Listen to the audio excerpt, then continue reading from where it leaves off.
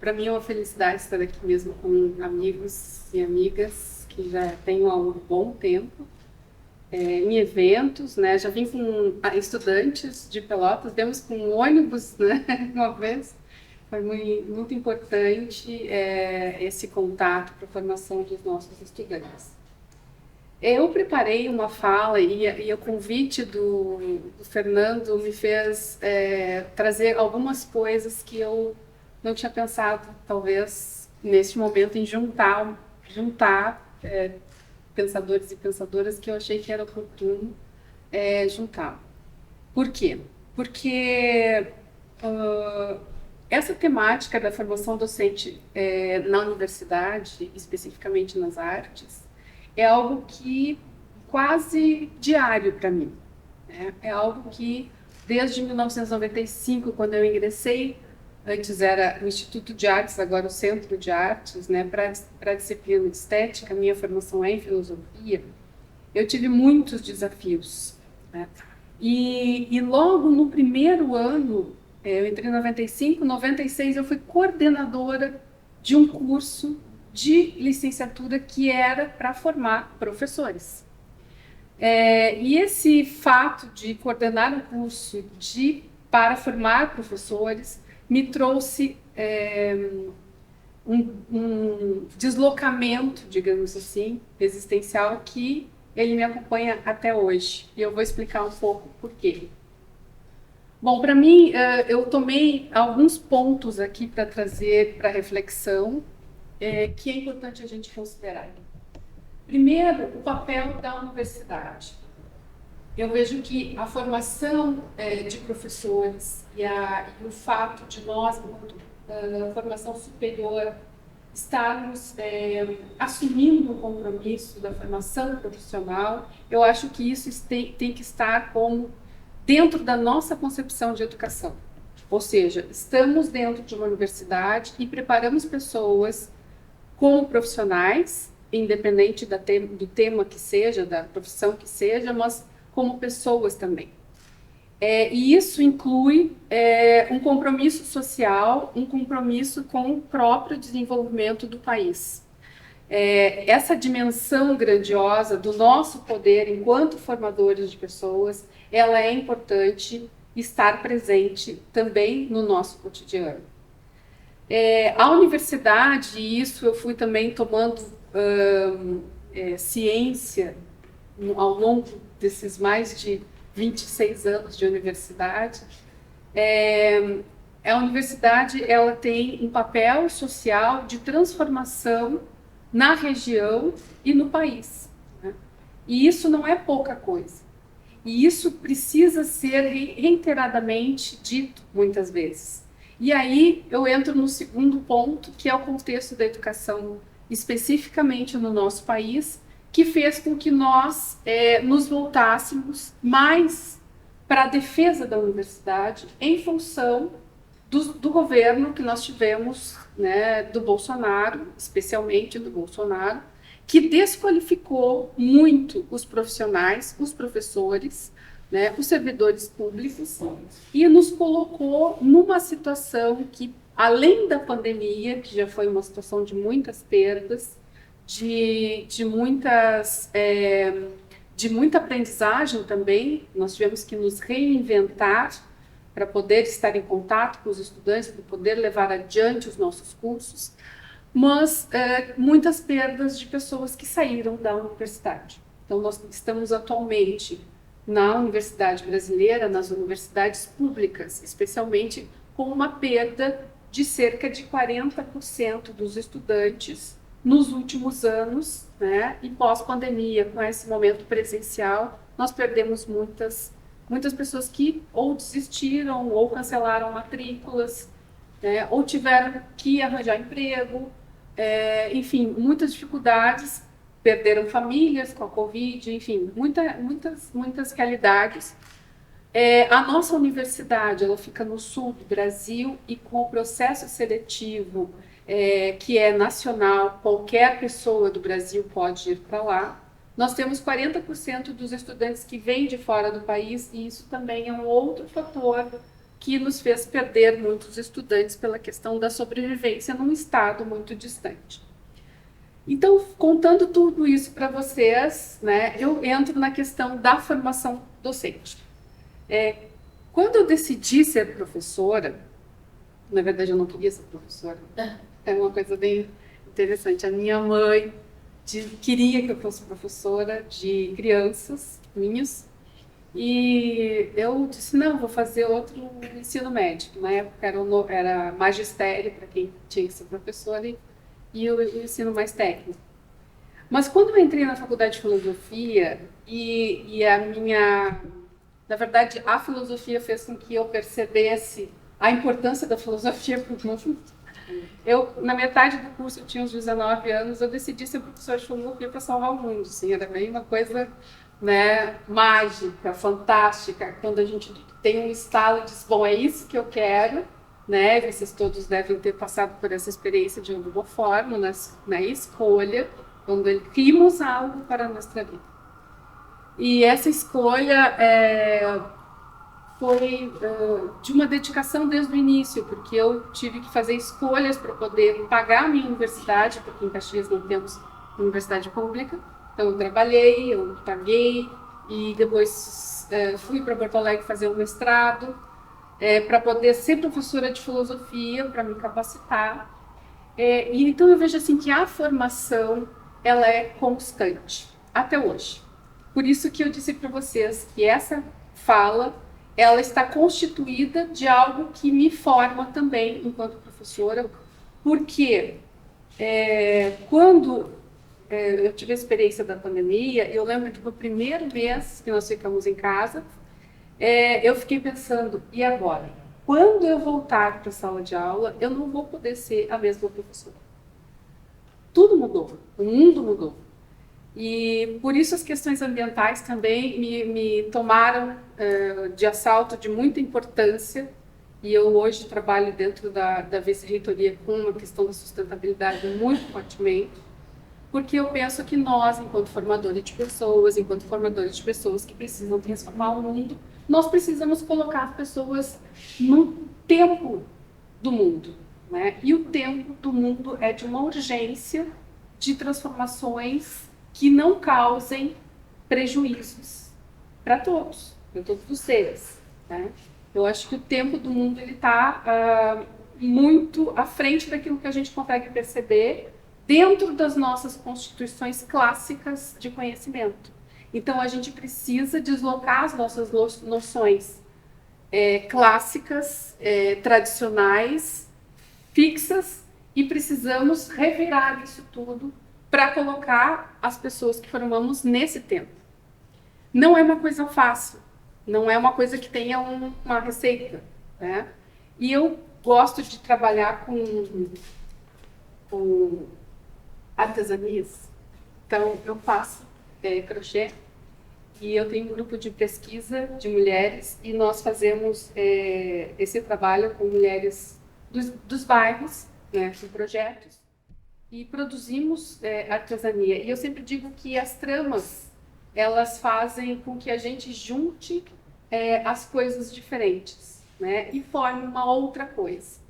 Então é mais ou menos isso que eu fiz hoje. Eu juntei alguns pensadores e pensadoras que eu queria trazer para vocês aqui, para tentar mostrar como que é esse lugar de desfazer o clássico e tradicional, aquilo que a gente sempre traz nos nossos currículos, para repensar esses currículos. Como que a gente pode inovar dentro dos currículos que já existem?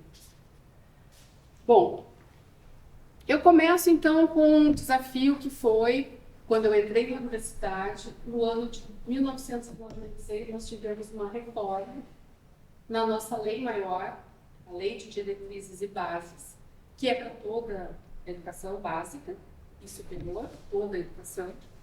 E nesse momento, que a lei anterior era de 1970, do período da ditadura, do período que se preocupava com uma formação mais técnica para o trabalho, essa lei ela traz algumas modificações importantes, tá? E aí eu trouxe para vocês aqui algumas coisas. Por exemplo, a concepção de docente deixa de ser transmissor de conteúdos para ser um mediador do processo de aprendizagem. Só esse conceito já é muita coisa, porque imaginem, nós, na universidade, precisaríamos preparar professores que não fossem mais aqueles reprodutores, né, de caderninho amarelo, 10 anos a mesma coisa, passa no quadro a mesma coisa, né, para pessoas que querem fazer um processo, tem que provocar o estudante, deslocar aquele lugar tradicional da escola, né, e ao mesmo tempo nós tínhamos que ir naquele momento para a escola fazer a formação continuada dos professores para que eles percebessem que havia uma grande transformação. E antes de tudo isso, ler o documento, porque muitas vezes a formação com a lei que foi muito feita pelas secretarias do Estado, secretaria do município, havia uma grande resistência porque os professores não queriam nem ler a lei de diretrizes e bases, que seria então revolucionária nesse sentido, em alguns pontos que eu considero que realmente ultrapassam o caráter tecnicista da lei de 1970. Outra questão, a área de artes passa a ser área de conhecimento e passa a componente curricular nas escolas. Foi um outro desafio. Imagina, eu tinha recém-entrado, fui coordenadora de curso exatamente quando muda a lei, e aí tem que mudar tudo, tem que mudar currículo, né? Nós dividimos naquela época, era educação artística polivalente, ou seja, todas as áreas junto, separamos música e artes visuais, então fizemos 2 licenciaturas, né? Então tivemos muitas modificações ali e mais um suporte para as escolas, porque quem estava na escola já como professora de artes, não sabia o que era uma área de conhecimento, como valorizar uma área de conhecimento. E mais a questão da interdisciplinaridade, que entrava como um conceito muito importante também e que tinha um potencial maravilhoso para as artes, porque a arte em si já é, por natureza, interdisciplinar. Eu me lembro que eu fiz um projeto de formação continuada com uma professora, colega, e dissemos, vamos para as escolas agora pesquisar como que os professores estão fazendo a interdisciplinaridade, né? As artes com as outras disciplinas. Chegamos na escola, os professores estavam assim apavorados, a gente não sabe nem como fazer uma avaliação para as artes, o que significa isso agora. Então era como trabalhar a história da arte, né, dentro da sala de aula, era outra coisa. Então precisávamos voltar, não, temos que começar do início, né? Então foi aí que dentro de um projeto, que é o Projeto Arte na Escola, que nós temos também uma rede nacional, que foi criada muito inspirada na MEI, na metodologia de triangular, enfim. Através do Projeto Arte na Escola, nós fizemos vários projetos, nós tínhamos uma videoteca, e aí a gente começou a trabalhar dentro da universidade e em formação continuada com os professores. Foi um grande deslocamento, né, para quem vinha da filosofia e teve que ensinar a ser professor de artes, né? Outra questão na lei é que tanto o bacharel, então o profissional artista, quanto o docente, o licenciado, ele aparece como um pesquisador, como um investigador no campo das artes, estimulando a produção cultural e o pensamento reflexivo como entendimento do sujeito no mundo. Então vejam que a área de artes realmente se transforma numa área de conhecimento importante na escola, importante na universidade, e passa a ter uma relação com a produção e com a reflexão, com a produção de conhecimento, aproximando a praxis com a reflexão e a fruição dessa produção. Junto ao processo criativo em arte, situa-se a prática reflexiva, e essa pode ser percebida no decorrer de todo o pensamento e fazer artístico, desde o momento de investigação ou abertura para o mundo, durante a atividade experimental e depois em seu processo de fruição.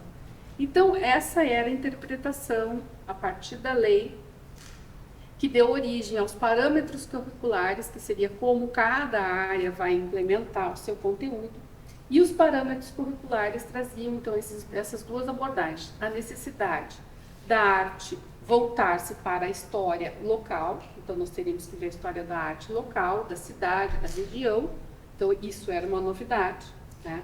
E a interdisciplinaridade.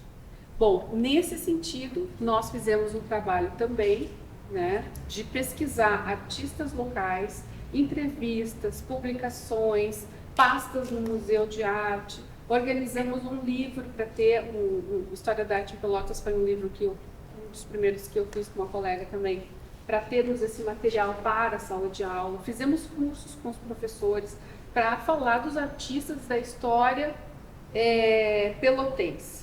Nisso eu fiz o meu projeto de doutorado, fiz o doutorado em História da Arte no Rio Grande do Sul, trabalhando com o crítico de arte, Ângelo Guido, para pensar justamente as questões estéticas e da crítica de arte no Rio Grande do Sul. O Ângelo Guido foi o primeiro crítico de arte, ele era pintor, professor na URGS, na época Instituto de Belas Artes. Ele começou em 1936 a ministrar aulas, mas ele começou no jornal, na imprensa, como crítico em 1928. Então, essa pesquisa também me trouxe esse lugar de articulação da estética, filosofia, com a prática e com o ensino, né? Articulando essas três possibilidades da área. E aí a partir dos parâmetros curriculares e dessa possibilidade da gente trabalhar a área de artes como área de conhecimento, uma área interdisciplinar dentro da escola, eu vou apresentar para vocês assim, alguns autores e autoras que conduzem, ajudam a aproximar o que significa ser um professor mediador e não um professor transmissor que transmite conteúdo, que reproduz conteúdo. Uma delas é a Miriam Celeste, que com a Gisa Pikoski, em 2004, elas trabalhavam com o projeto Arte na Escola em nível nacional. Elas também defenderam no final dos anos 80 a necessidade da área de artes estar consolidada como disciplina na escola. E elas acompanharam muito a Ana May nesse sentido dessa constituição de um campo conceitual para estar dentro dos parâmetros curriculares. Que muito dessas autoras estão ali presentes nos parâmetros curriculares. Então, em 2004, elas criam o termo professor-propositor, trazendo da própria arte esse conceito, pensando que essas práticas, né, pedagógicas do professor como um propositor ou provocador de ideias. Aquele que faz com que a sua sala de aula seja um ambiente de experimentação. E, nesse sentido, tem um outro viés que eu trago muito também da filosofia, que eu trabalhei um pouquinho nesse texto aqui, que foi a tese de doutorado que eu fiz na pedagogia, na educação, tentando aproximar os teóricos da pedagogia, os teóricos da filosofia, sobre a questão da origem do conhecimento nas crianças. Ou seja, eu pesquisei a partir da proposta da filosofia, do livro de Filosofia para Crianças, como é que surge esse conhecimento, e aproximei de Merleau-Ponty, porque Merleau-Ponty fala de uma racionalidade estética, ou seja, como é que a gente vivencia o conhecimento com o nosso corpo. Então, aproximando, cruzando esses teóricos todos, e claro que eu trago aqui o Dewey, Paulo Freire, o próprio Comênius, que lá no Renascimento, a Didática Magna é um texto que fala como que a escola não pode ser enfadonha, não pode ser cansativa, não pode ser fragmentada. Então, lá em Comênius, a gente tem coisas que o Edgar Morin, por exemplo, vai falar, e estava lá no Renascimento e nunca foi implementado, né? Ou seja, parece que agora, na contemporaneidade, a gente tem a capacidade de ver que o espaço da escola tem que ser um espaço de liberdade, um espaço de construção e não um espaço de imposição do conhecimento, né? Então, esses autores todos me trouxeram elementos bastante importantes que chega aqui nessa ideia de um professor propositor, ou seja, eu não posso fazer filosofia, chegar na sala de aula e fazer a história da filosofia, ou reproduzir a história da filosofia. Isso não é fazer filosofia. Fazer filosofia é provocar ao outro refletir e ao outro me questionar e ao outro trocar. E da mesma forma, na sala de aula de artes, o professor de artes ele não pode passar atividade só e esperar que o aluno faça. Ele tem que provocar algo na sua curiosidade, na sua vontade, na sua necessidade de criação, para que aconteça, né, essa produção em sala de aula. E é aquela coisa, não é que nós vamos usar o espaço da escola para formar artistas. Não. Nós vamos proporcionar um exercício de percepção, de criação e de transformação das pessoas. Porque é incrível quando alguém consegue utilizar o seu som da sua voz para cantar e descobre como é que esse som sai do seu corpo, né? Ou como misturar tintas e as possibilidades de usar essa tinta ou de produzir essa tinta é transformador. Então, é esse tipo de relação que elas falam que precisa acontecer na sala de aula, né? Então, justamente ele estimulado pelo docente. Então, essa concepção permite que o estudante se torne um criador, estimulado pelo docente no processo de ensino-aprendizagem, que, através do diálogo, possam estabelecer momentos de trocas.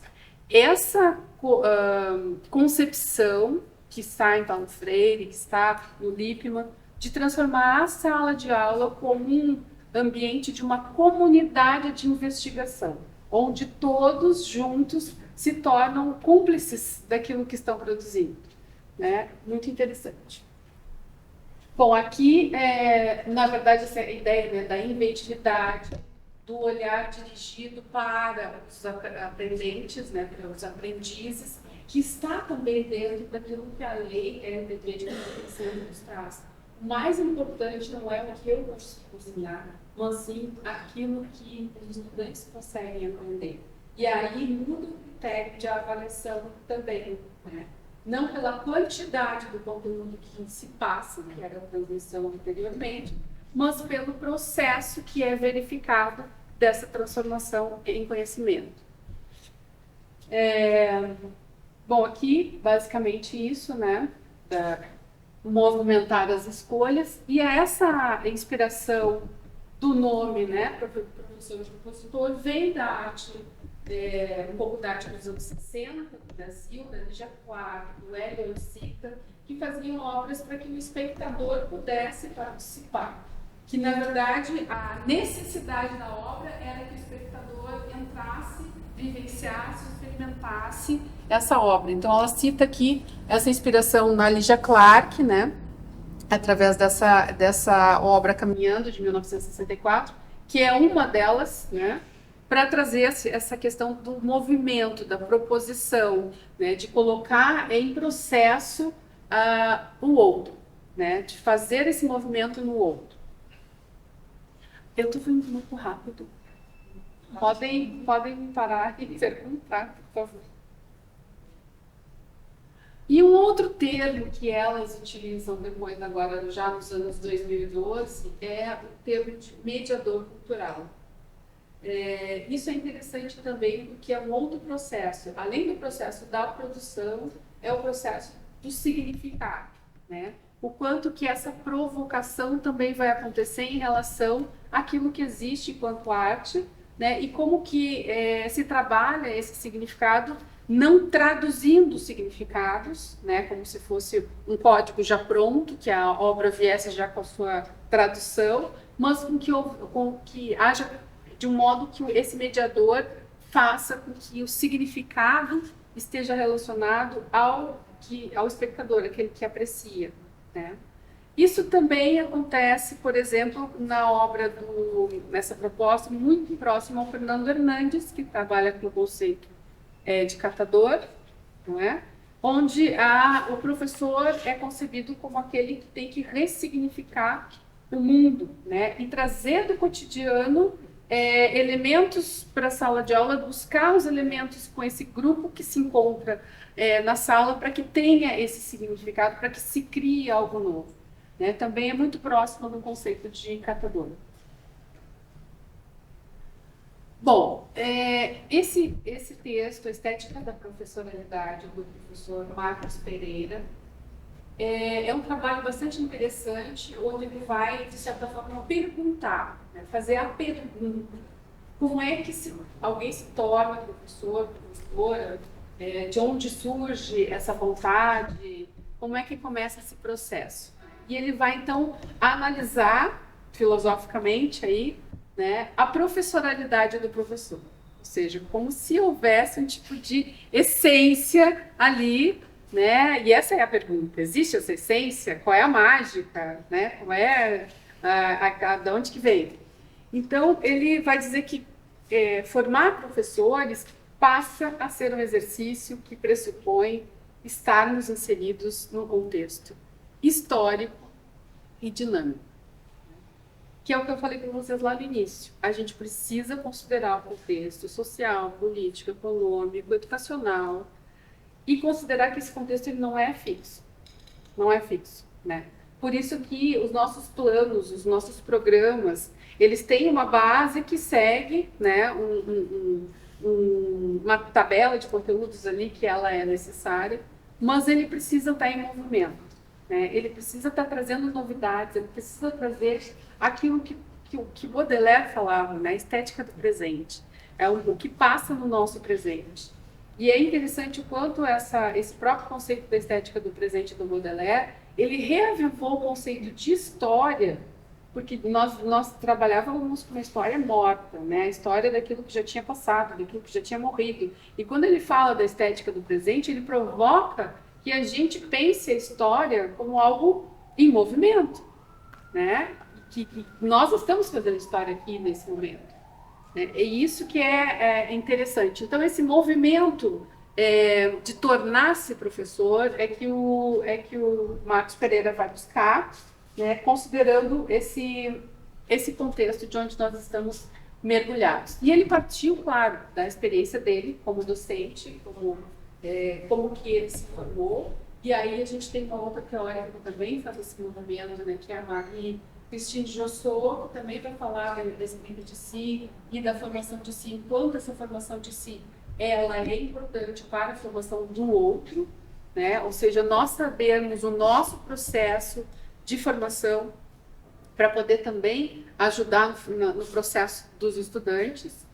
E aí ele vai dizer assim, não se trata de buscar a essência ou uma identidade.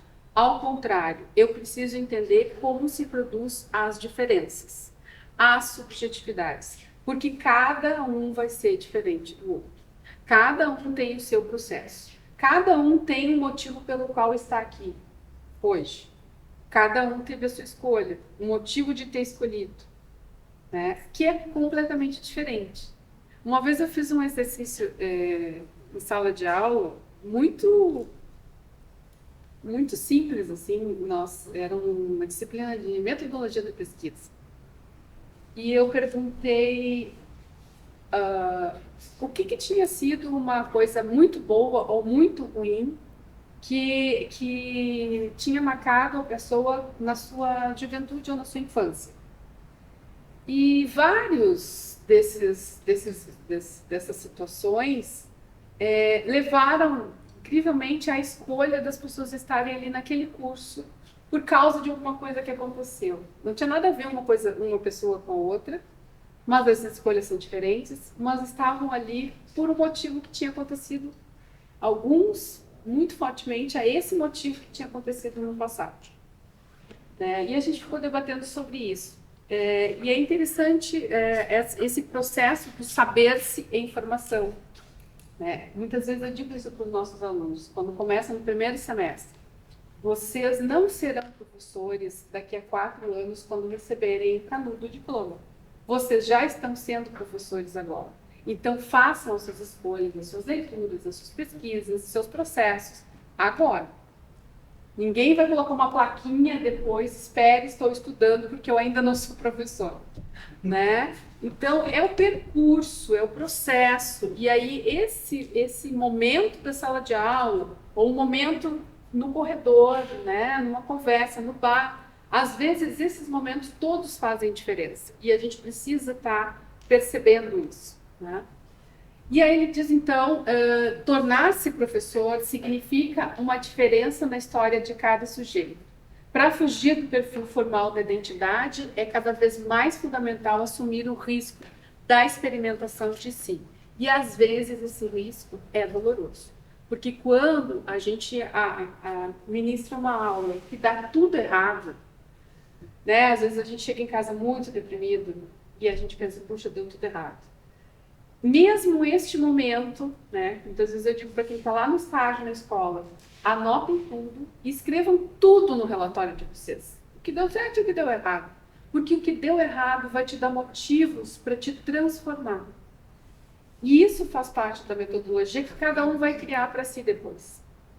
Então ele diz assim, uma das coisas mais importantes que pude aprender nesta trajetória foi não ter medo de perder de vista um estado de coisa seguro e consolidado cada vez que sofria um abalo. O desfazimento é um processo absolutamente coerente com a existência em movimento. Nós não estamos parados, a história não está parada, as circunstâncias são diferentes, então não tem importância que a gente tenha que refazer muitas coisas. Não tem importância que a gente tenha que pensar outras alternativas. Né? Porque cada grupo de estudantes é diferente. A gente pode dar a mesma disciplina por muitos anos, mas cada grupo de estudantes é diferente. As necessidades, as leituras que cada um quer para a sua vida são diferentes. Então, ele define que o sujeito é um indivíduo que se escolhe, e ao se escolher, escolhe o risco de viver, o risco de vir a ser o que ainda não é, o risco de criar em si mesmo. E o erro faz parte disso, as decepções fazem parte disso. E aí ele cita, né, ele pensa que a aula é um processo mais de investigação do que consolidação de conhecimentos. Né? Então ele cita Deleuze, né, diferente de conferências, as aulas são como laboratórios de investigação, fazem-se cursos sobre o que se busca e não sobre o que se faz, sabe? Ou seja, não trazer o passado como algo muito certo, né? Mas investigar essas verdades, né? E buscar o processo de investigação, buscar a pergunta, porque é isso que o Lippmann faz também. Ele trabalha a questão da pergunta, porque a pergunta vai gerar a curiosidade. E essa curiosidade é que vai gerar a investigação. É esse processo que ele tem que ser despertado em cada um. Né? E esse movimento de ser o professor propositor, de ser o professor provocador, é que tem o sentido, né, de que cada um vai buscar então, essa pergunta. E a questão então, das aulas de investigações, e ele propõe também a vivência de uma microestética, né? Ou seja, se refere ao modo como cada indivíduo se põe no processo de produção da subjetividade. Ele chama isso de uma microestética, como se fosse uma espécie de lapidação do próprio ser, né? Aperfeiçoamento do próprio ser, busca de uma beleza aí. Fala do atravessamento de si, né? Dispor-se ao inédito de si, à composição de si. Outra autora que eu acho muito importante é Bell Hooks, que é uma feminista negra, né, faleceu em 2021, há pouco tempo, e foi professora. E como professora, ela descobriu Paulo Freire, né, na sua vivência, iniciando ainda na escola, né, e ela diz que, enfim, a educação ela está em crise, e então o que é preciso é que os pensadores e pensadoras se dediquem a repensar as estratégias de ensino, criar novos modos de partilhar conhecimento. É um pouco isso, a crítica da educação bancária, que Paulo Freire traz, e ela vai dizer que essa educação tradicional realmente não é aquilo que faz com que as pessoas se movimentem, se mobilizem, né, tenham consciência, né, aquela coisa parada. Precisamos rejuvenescer nossas práticas de ensino e celebrar um ensino que permita as transgressões. Este rejuvenescer pressupõe uma disponibilidade de autotransformação, que ela chama de autoatualização seria o que o Paulo Freire chamaria de que somos seres inacabados, necessitando sempre, né, dessa busca de atualização. E ela chama então de autoatualização. Os professores que abraçam o desafio da autoatualização serão mais capazes de criar práticas pedagógicas que envolvam os alunos, proporcionando-lhes maneiras de saber que aumentem a sua capacidade de viver profundo e plenamente. E aí ela vai falar, né, da necessidade desse aprender também ser prático. Né? Então, o aprender é coletivo. Mesma ideia de comunidade de investigação, do círculo de diálogo do Paulo Freire. Né? É coletivo, porém, o conhecimento com o qual trabalhamos no processo de ensino precisa ser significativo para a vida, ele é individual. O aprender é coletivo, mas o processo é individual. Precisamos despertar a vontade de saber e também a vontade de vir a ser, ou seja, que esses saberes tenham sentido na vida. Tá? Na vida das pessoas. Trabalhar com a educação na concepção desta como prática da liberdade significa entender que os estudantes terão domínio do conhecimento e a responsabilidade por suas escolhas. Então, quando ela fala em ser transgressor, ter a liberdade, é porque essas pessoas terão na sua prática a liberdade de poder escolher e de poder atuar na sociedade. Ou seja, elas não serão meros reprodutores desse conhecimento. Né? Elas vão adquirir um conhecimento que transforme o mundo. Muito aquilo que o Paulo Freire coloca.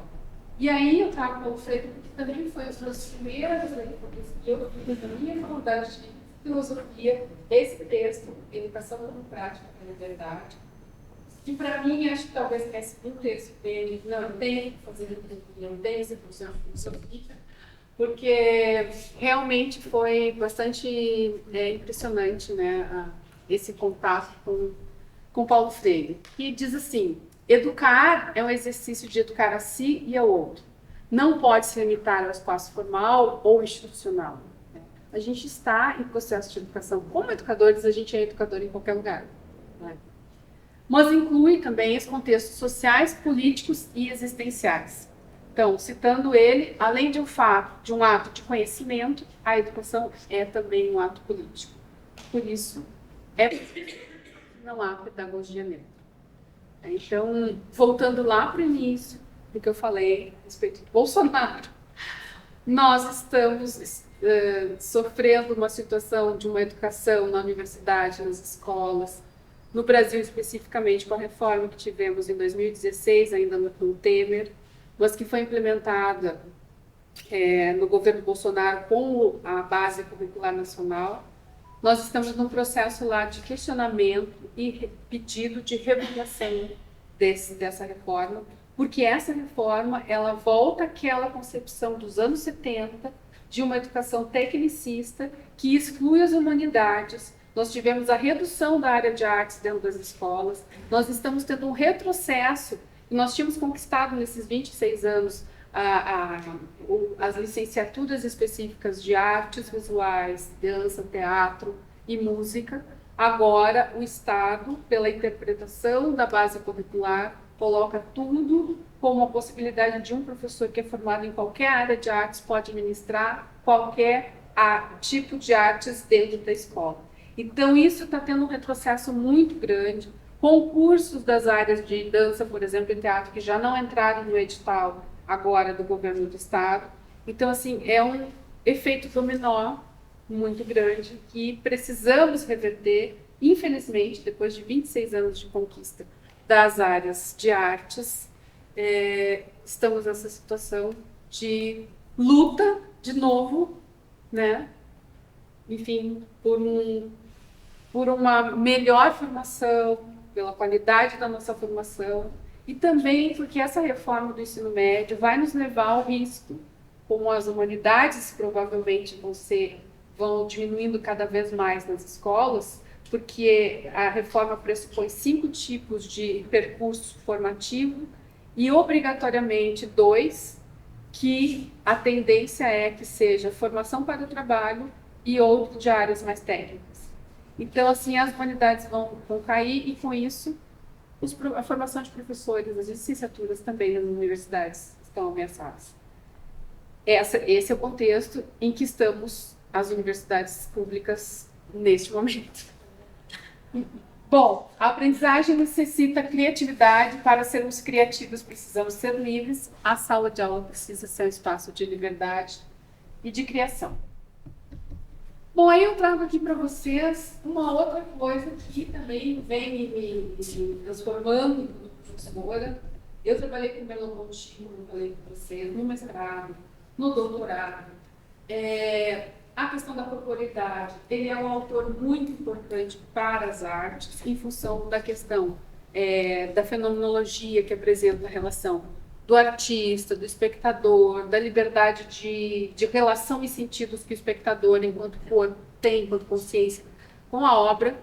Enfim, mas o próprio Merleau-Ponty me decepcionou, pode-se dizer. Quando eu comecei a fazer os estudos a partir desse movimento de decolonização, e aí eu coloquei aqui alguns exemplos do que a gente pode dizer de movimento na América Latina, dessa decolonização, ou seja, questionamento dos currículos tradicionais, baseado no eurocentrismo, né, em fontes de conhecimento dadas, né, numa história da arte muito baseada também em uma classificação tradicional, enfim, dada pelo eurocentrismo. Aqui a gente teve, né, essa obra do Torres Garcia, que nos aponta o Sul como sendo norte, ou seja, esse questionamento de que por que o norte vai nos dizer sempre qual é o caminho correto, qual é o conhecimento que temos que ter, qual é a classificação das coisas, né? A obra de Frantz Fanon, né, de 1952, traz um questionamento diretamente ao conceito de corpo de Merleau-Ponty.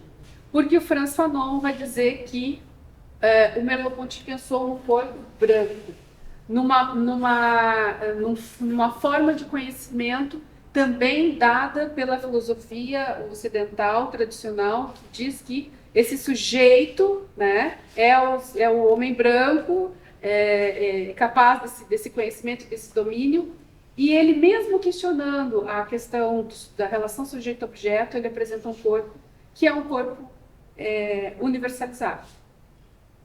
E aí ele diz assim, nós, da América Latina, temos um corpo que não é próprio, é um corpo impróprio. Então, ele contrapondo o conceito de corpo próprio do Merleau-Ponty, ele apresenta um corpo impróprio, que é o corpo negro, indígena, latino-americano, que quando se coloca nos espaços europeus, ele passa a ser o diferente, ele passa a ser o não tão valorizado. Enfim, ele questiona isso nesse texto, Pele Branca, Máscaras Brancas, Pele Negra, Máscaras Brancas, e aí me coloca essa situação aqui. Claro, há um limite, né, nessa corporeidade aqui nesse autor, e aí começo a questionar a necessidade de ter outros autores e autoras latino-americanas para trazer para os nossos currículos, para que essa leitura também seja feita.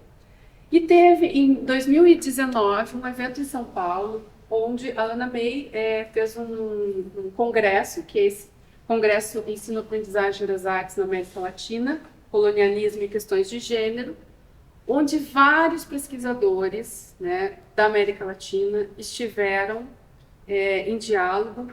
E nesse momento também eu me deparei com a necessidade de estudar, de ler.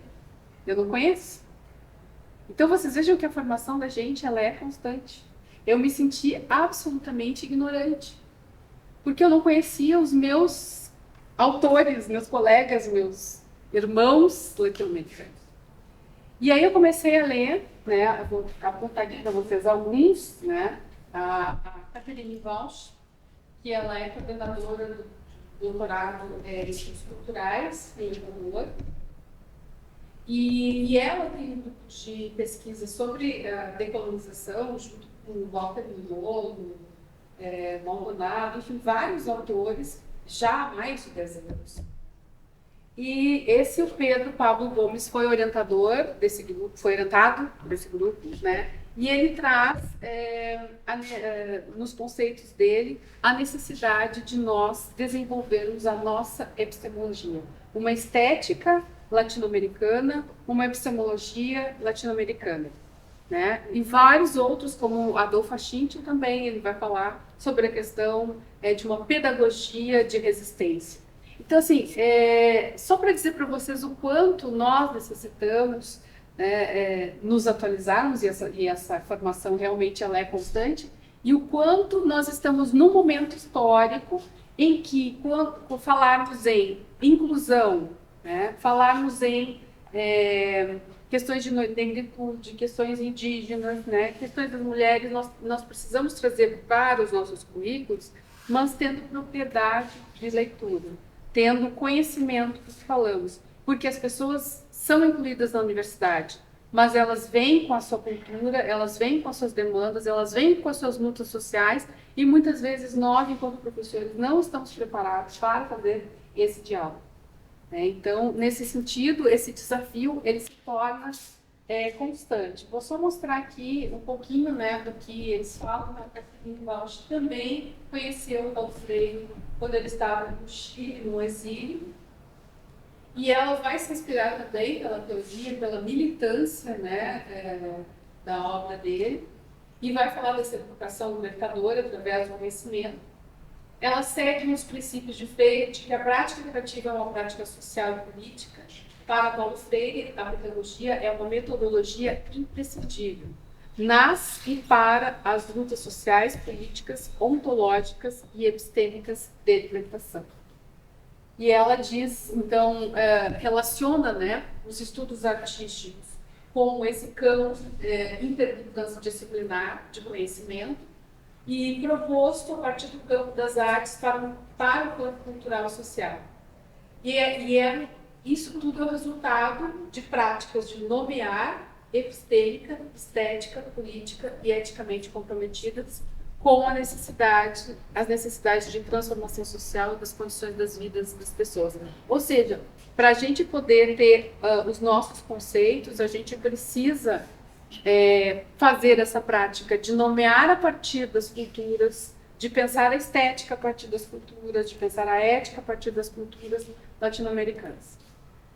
É um espaço que se agencia a partir da universidade, então a Catherine Walsh entende que é um compromisso da universidade fazer essa provocação, estabelecer essa epistemologia, mas as suas práticas não estão confinadas nela, pois os seus espaços de intervenção estão dentro e fora da mesma, em todos os lugares em que a colonialidade afeta os corpos, desumaniza as pessoas, controla o poder e determina o saber, destruindo a natureza e a vida. E aí a gente entra, né, no que ela diz aqui,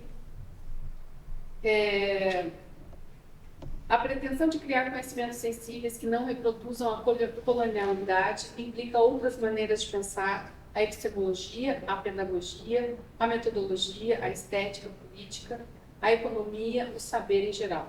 Para isso são necessárias ferramentas pedagógicas, também distintas, que nos auxiliem a desaprender nossos habituais modos de conhecer, agir e reaprender e criar outros. Na verdade, sim, o Boaventura Santos também vai nos trazer, né, quando ele escreve em 2020 sobre a pedagogia do vírus, né, ele falando sobre o Covid, ele vai falar que nós aprendemos muito com o vírus, teve uma pedagogia do vírus, e ela nos ensinou o quê? Que as crises sociais se agudizaram, ficaram piores, né? E a crise, enfim, a econômica piorou, a social piorou e a planetária também. Ou seja, não é que não havia o efeito estufa, aquecimento global antes, tudo havia, né? Mas esse momento nos fez perceber que tinha realmente algo muito grave acontecendo. E se nós não pensarmos, e ele vai falar que o modo de produção capitalista, consumista, que é o que ela fala também, né? Quando ela fala em colonialidade, vem tudo junto. É o modo de produção, e esse modo de produção é o modo de dominação, né, de quem trabalha, de quem é a classe trabalhadora especialmente, né, e com isso todas as outras violências, né, que ela vai falar aqui também da questão das múltiplas violências, da desumanização das ciências sociais e das humanidades, que é isso, né? A gente vai retirando do currículo das escolas, das comunidades, a gente trabalha em prol de um tipo de formação mais técnica e vai desumanizando. Ou seja, desumanização das ciências sociais e das humanidades, o auge do extrativismo, a desapropriação dos seres e dos saberes, assassinatos de líderes sociais, dentre muitos outros. E aí vem a questão das violências, né? Violências contra a mulher, violências de modo geral.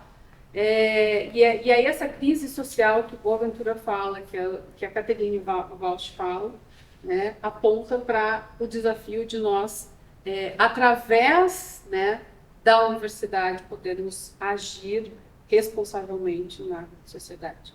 Então vejam que, quando eu falei lá no início que é preciso considerar o contexto, quando a gente fala em formação docente. E isso, para mim, assim, é cada vez mais evidente, mais evidente. Não dá para a gente entrar na sala de aula e falar de uma teoria de algo que está absolutamente à parte da realidade, porque nós somos seres deste tempo e formamos pessoas para este tempo. Então, este é o desafio.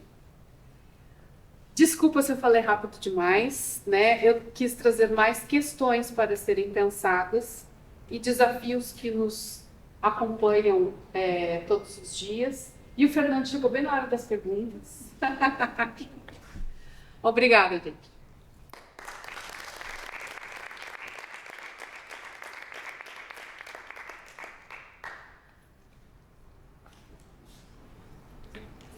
Eu trouxe aqui para vocês, então vou deixar para o curso, tá? Esses 2 livros. Esse aqui é um trabalho que nós fizemos, um trabalho de memória da nossa história, dos movimentos vinculados ao Rio Grande do Sul, movimentos de arte, né? Tanto os movimentos da Associação Gaúcha de Arte Educadores, quanto também do Arte na Escola, né? Das universidades lá do Rio Grande do Sul. Então, tivemos aqui fizemos um evento em 2013 e várias pessoas de Santa Maria, Rio Grande, Porto Alegre, enfim, né, de várias cidades participaram para a gente juntar e contar um pouco a história. Eu trouxe aqui para vocês, fica de presente. Vamos aproveitar.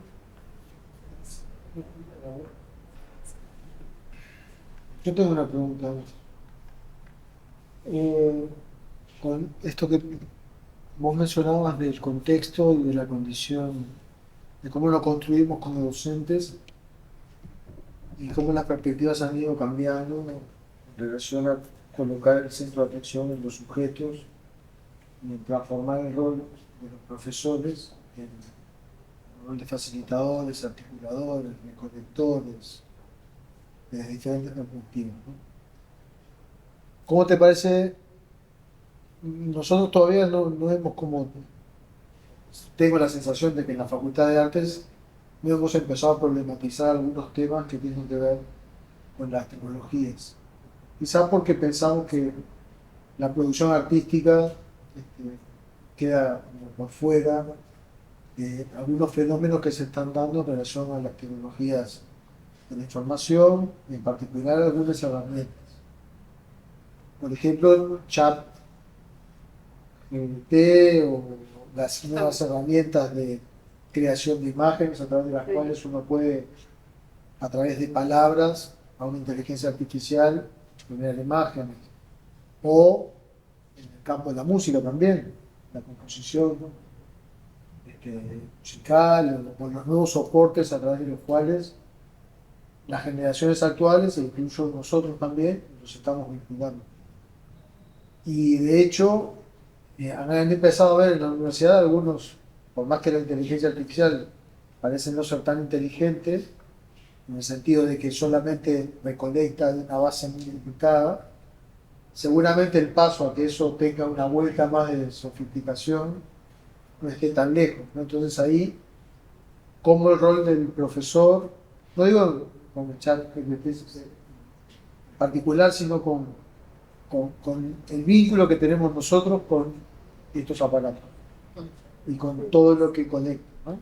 Porque además nosotros somos una generación, no somos 2 o 3 generaciones, pero están habiendo otras 2 o 3 generaciones que notoriamente van a estar en otra frecuencia. Eu penso que tem duas coisas. Uma é que eu falei, mas é bastante evidente, que quando o Benjamin vai falar que a fotografia surgiu e depois o cinema e a imagem em movimento, aquilo ali já fez com que houvesse uma transformação na percepção, né? E eu acho que é um pouco isso, né? As tecnologias aceleram um tipo de percepção, mas mais do que percepção, as pessoas estão ficando muito imediatistas. Ou seja, os sentimentos de problemas e resoluções também precisam ser imediatamente resolvidos. E isso é um problema, porque os jovens que nós estamos recebendo nas universidades hoje são muito imediatistas. Inclusive, nós estávamos discutindo essa semana com um grupo de coordenação da pedagogia universitária, em função dos estudantes que saíram, muitos, como nós vamos, enfim, criar estratégias para que voltem, né? E há concepções de que, na verdade, é o contexto que está mudando para que a gente, inclusive, não pense, não vão voltar, assim, nesse formato tradicional, curso de 4, 5 anos, né? Porque essa característica imediatista, ela está ficando muito forte e talvez a gente tenha que repensar o formato dos nossos cursos em função disso, né? Talvez módulos e junção de módulos que gerem um certificado, enfim, talvez coisas, não sei, talvez algumas, não sei, porque é muito difícil a gente pensar a concepção de universidade que temos, né, para a gente se desfazer de muitas coisas que ainda nos constituem enquanto professores desse lugar de formação, né. Mas isso é um fator que vai chegar ao momento em que a gente vai ter que se posicionar e mudar configurações, talvez, de alguns cursos, né? Por exemplo, os cursos de tecnólogo estão sendo mais procurados atualmente porque são mais curtos e dão uma profissão. Então, esse é um problema, é uma questão. E a outra questão é a ferramenta. Ou seja, agora nós não lidamos mais só com a possibilidade de termos o computador que faz uma junção de cores e intervenções nas imagens. A gente tem a inteligência artificial que está competindo com algo que é para além da ferramenta, que é a própria criação. Aí a gente entra no limite, que é o que o Benjamin vai dizer, né? Chegamos num limite em que a nossa percepção mudou, e aí eu entendo que nós chegamos num limite em que o nosso processo de criação precisa ser também pensado, né? Como criamos, e sempre eu imagino que a potencialidade humana será sempre maior do que a máquina, né? Mas chegamos no momento desse desafio, como estávamos no momento da reprodução da imagem, perdendo a característica da obra de arte única, né? Agora a gente está perdendo para a máquina, de certa forma, na potência da criação. E é um desafio. Eu acho que é um desafio que justamente nos coloca num momento de dizer, não, como usamos isso enquanto ferramenta e não nos deixamos subjugar por uma máquina, né? Ou seja, é a capacidade de que o conhecimento, ou como o ser humano utiliza esse conhecimento, faz esse conhecimento, para que ele seja realmente aquilo que somos, humanos, né? O que nos diferencia dos outros animais e nos diferencia da máquina, né? E essa capacidade de poder sobre a máquina é que a gente tem que ter. Né? Nós temos que ter a capacidade de formar pessoas que tenham essa noção de que somos superiores à máquina. Mas realmente algo que se coloca muito fortemente, especialmente quando a gente fala na questão do conhecimento. Porque se nós pensarmos que o conhecimento não é uma justa posição de informações, Isso o Google faz, gente. A gente não precisa de universidade para fazer isso. Também esse é outro desafio. Nós temos informações disponíveis. Nós temos que saber produzir conhecimento. Essa é a questão. Yo quería preguntar, no sé si hay otra pregunta antes, pero en relación a lo que quería saber, por ejemplo, nosotros trabajamos bastante. Decepção, falei primeiro, vou por essa. Por ejemplo, los 58 indicios sobre el cuerpo. Entonces me quedé pensando mucho en esto que planteas. Más fuerte, a ver, Perdón, que no se te escucha. perdón. Los 58 indicios sobre el cuerpo de Mario Conti, que quería preguntarle si ella en ese texto, porque se trabaja bastante, sobre todo en la carrera de danza, ves esta lógica en la que él se presenta como un sujeto hombre, blanco. Não, essa leitura é a leitura de Franz Fanon em cima da interpretação que ele faz. Entonces no tiene que ver No, no, no. específicamente con lo que tú estás hablando. Por eso. É uma estoy tratando de interpretação. É uma interpretação que Franz Fanon faz da concepção de corpo en relación a lo que está. Perfecto. isso. Ah. No, y lo otro que quería pedirte es si podés desarrollar o explayarte, más allá de todo lo que ya dijiste, en relación a las posibilidades de trayectorias o autobiografías, en relación a cómo se perciben a sí mismos y a sí mismas los y las docentes. Si tenés en relación con eso, seguramente una tenés, ¿no? Compartirla con vosotros experiencias en relación a si has hecho publicaciones o en relación. E eu esqueci de falar no início, eu coloquei do lado aqui aqui, poética docente, tá? Então, por que poética docente? Porque no mestrado nós temos uma linha de ensino, educação estética e formação no ensino, que justamente desenvolve pesquisas em que os artistas, eu trabalho com uma disciplina que é estética e cultura visual, e eu trabalho com as duas linhas, que é mais das poéticas e mais dos professores que entram para trabalhar a questão do ensino. E nós trabalhamos juntos. E a partir dessa experiência, nós tivemos muitas pesquisas dos artistas que entenderam que poderiam também trabalhar com propostas nas escolas, né? Justamente pela concepção da ideia de uma proposição, né? E os professores que se viram como artistas à medida em que precisavam propor a produção de arte também. E aí nós tivemos muitas dissertações do mestrado nesse sentido, de uma poética docente, ou seja, da ideia da artografia também, né? Professor, pesquisador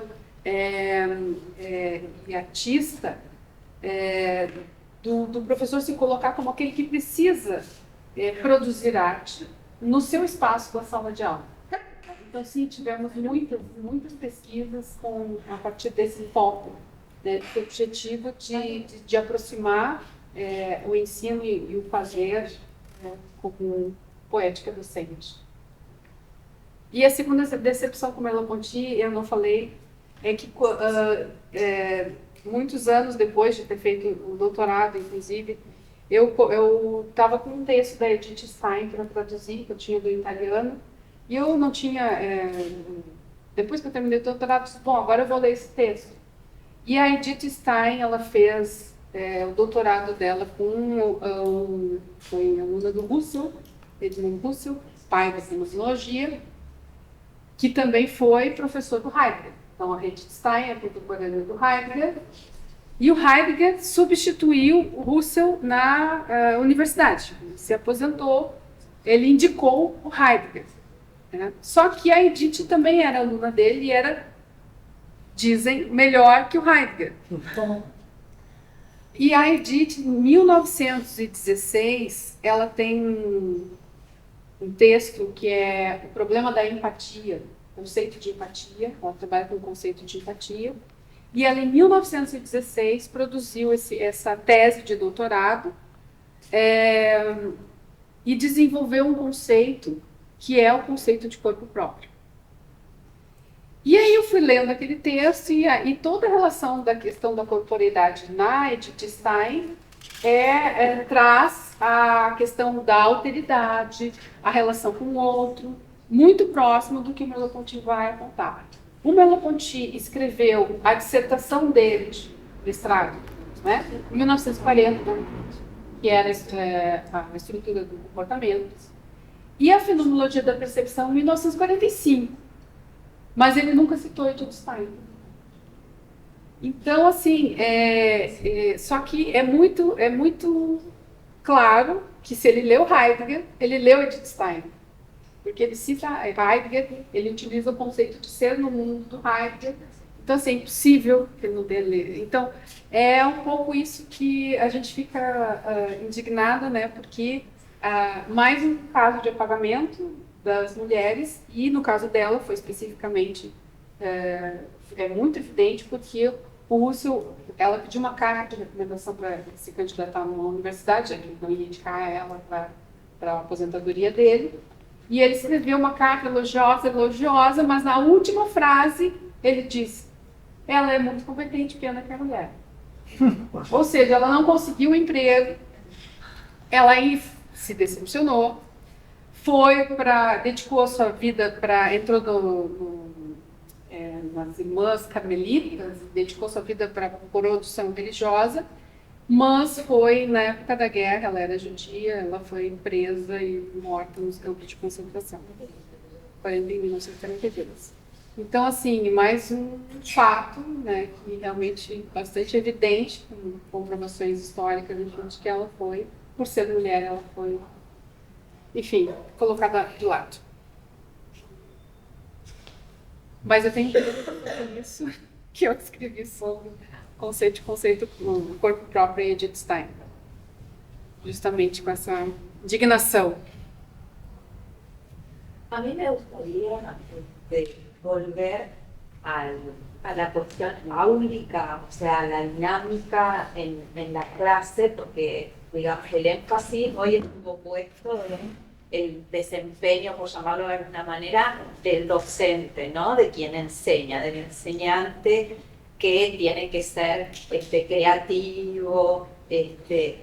Entonces, la pregunta, porque me ha pasado como profesora, digamos, que a veces cuando uno propone un concepto como el de experimentación o el de desaprender o en una clase entendida como teórica, ¿no?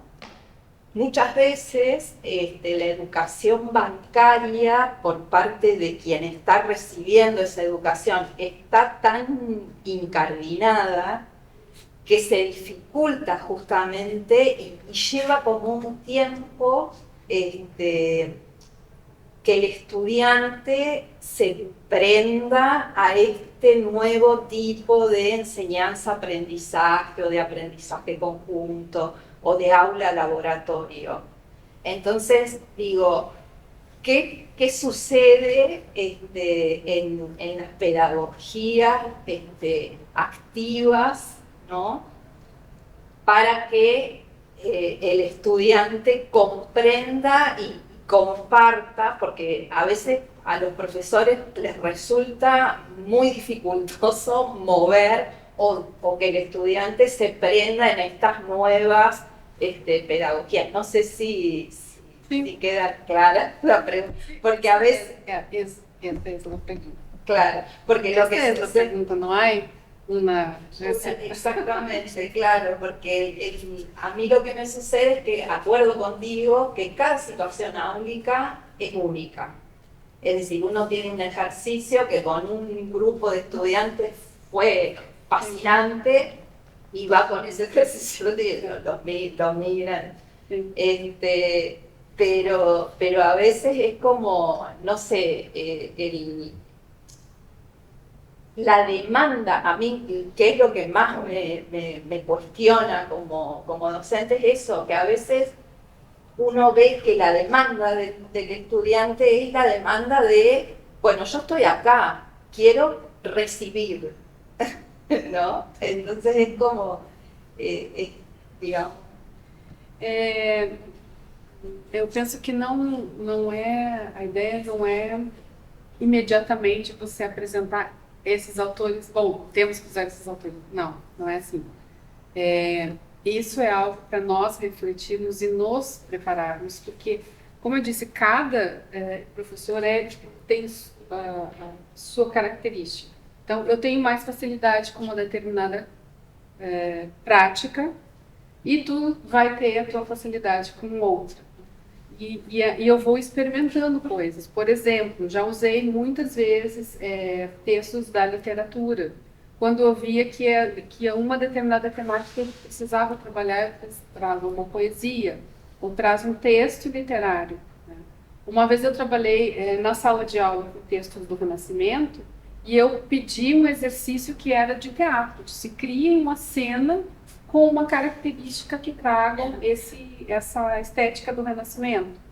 Então, assim, são jogos, são coisas que a gente vai inventando de acordo com o que se apresenta. Às vezes é uma música.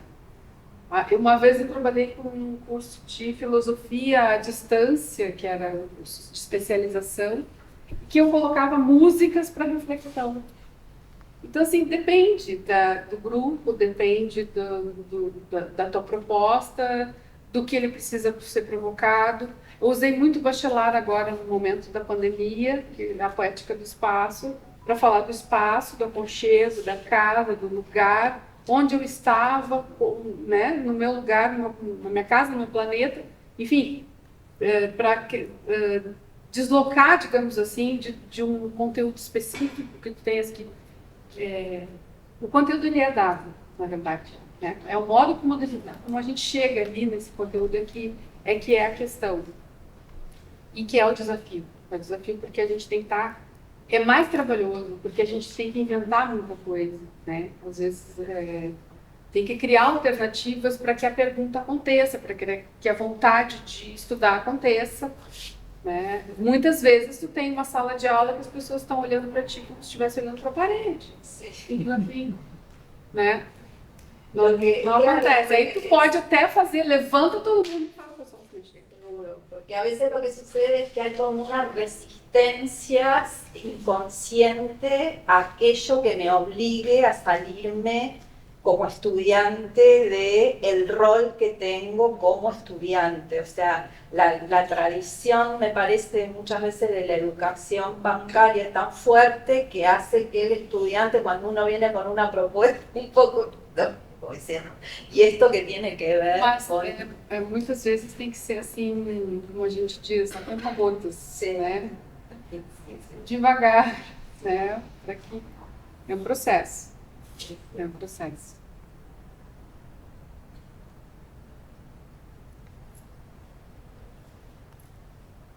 Bem?